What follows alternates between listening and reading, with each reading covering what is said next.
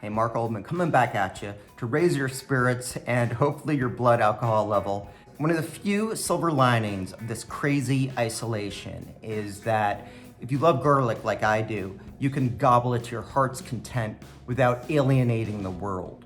And by the way, roasting garlic is a lot easier than you think.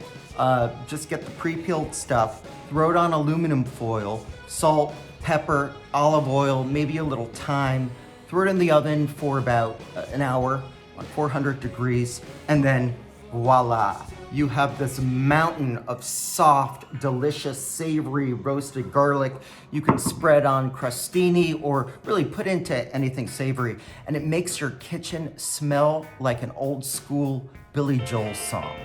What's the perfect wine with our garlic?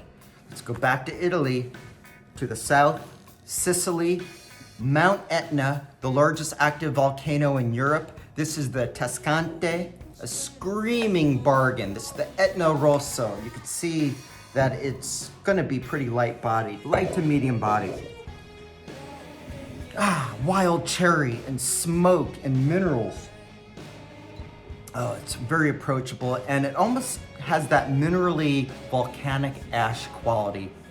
And that's a cool thing about wines, Etna Rosso wines. It matches so well with the garlic. So garlic, wine, let us ward off the vampires and the viruses.